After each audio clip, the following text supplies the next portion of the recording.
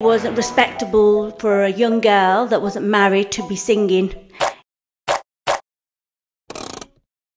Hi guys, I just want to say a massive thank you for all the support that you give me through my journey, and especially all the support that I had in 2022. The lengths that I reached, I never thought that I could ever do that, and a lot of you have reached out to me to ask me about my story and the path that I've taken. My name is Reena Kaur, and I was born in Scotland, raised in Shropshire. I am a British Punjabi. So I never dreamed of being a Punjabi singer. It was something that I never thought would happen for me. I was raised in a very westernized town, which was called Telford. And I wasn't really in touch with my Punjabi side. I was more, around westernized things. My parents were very strict. I never had much education because I got engaged at the age of 13. I never thought that I could sing, but I've always had a passion for it, and the only connection that I had with my Punjabi roots were through my grandparents. My Dadaji was a Tolki master, an amazing Tolki player. My Dadi always used to be like one of the lead singers and Tolki players at Sangeets. And my Nani was somebody who always encouraged me to always do what my heart wanted me to do. God, I feel emotional even talking about it, to be honest. And I remember them pushing me forward. They were very proud, I would say. But my dad was very strict, and in our families, it wasn't respectable for a young girl that wasn't married to be singing in communities because it was classed as, disrespectful. But I had my chance. I used to go to Mandir every Thursday with my dad and mom.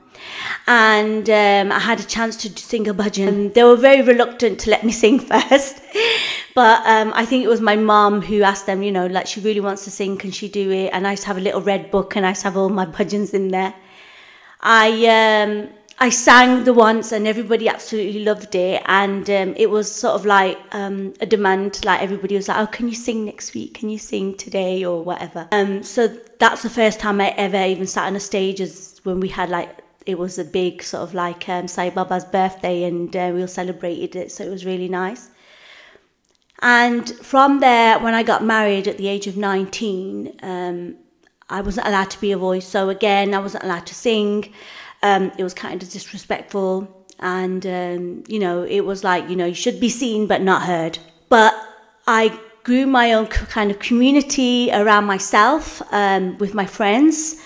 And I started singing at friends' sangeets and things, and people see me, and demand got bigger and bigger. I used to always go for free all the time to say, oh, I want to go to a wedding. So, because I always had that passion inside me. If I heard the Tolki or I heard someone singing or something, I was like right there, right at the front. So the demand got higher. And then what happened is, I was going through a difficult time in my life where my marriage was breaking down, and I wanted an avenue to get out. So I was doing cosmetics anyway. And one things that one of these inspirational ladies said in a book or in a quote, and her name was Mary Kay Cosmetics, and it was, is God never had time to make a nobody, God only had time to make a somebody. That embedded in my heart and in my mind, and it made me feel like I am worth it. I can do something. Well, I decided to start promoting the Sangeet in the sense of, if somebody asked me, I would say, yeah, I do charge, So I started charging, and I charged £50 per Sangeet at that time. And when I started, my first Sangeet actually went and sang a few songs, and I can't do this. I started panicking. I just got up and walked out. Obviously, I never got paid, but I don't blame them. I say sorry to them today.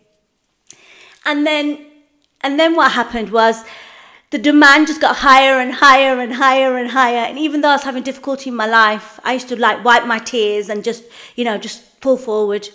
23 years on, and the business has evolved so much, and I'm so proud because it's gone so international, and the fact that I can go out and people want me to be at their functions regardless of what country it's in, and my team is getting bigger, and I always say, you know, even you, if you feel that you want to be a part of the team, please reach out to me, because I'm always looking for something new. I'm always looking to support people, encourage people. So coming back to that, I want to say one thing before I leave, is that if you want to achieve something in life, go and grab it with two hands, because it won't come to you. You have to go and get it. If you have to invest in your future, or in something that you're passionate about, or something that you want to achieve or succeed in, do it. Don't be scared of it, because at the end of the day, you have to take a chance, and nothing's for free in this world. So, you know, try and grab it with both hands, and just, you know, if you have to invest in it, and see what the outcome is. Sometimes you will fail, and sometimes you will succeed. But it's about, you know, falling down and getting up again. Because when I started Sangeet, before I started doing like social media, I was not good at social media. I didn't know how to even use the phone properly. And so when I started, I remember my first video that I ever uploaded, and it was a talkie video. And somebody in the industry, I'll never forget that person, he DM'd me on Facebook, and he said, "Is that a joke?" And I was like, I felt awful. I wanted to die, and I wanted to just delete everything, but I didn't. And I don't know why I didn't, but something inside me said, it doesn't matter if he doesn't like it. I don't care if people don't like it. Well, anyway, that video, like 1 million views straight away. And that was something that I thought, hold on a minute. That's another side of the market. That's another side that I can achieve. And why I do all this with the passion, with the business and the Sangeet and this podcast, is to keep Punjabi folk alive. And if you can make money from it, why not? That's not against the rules. Never let anybody put you down, because it's nice to be a voice.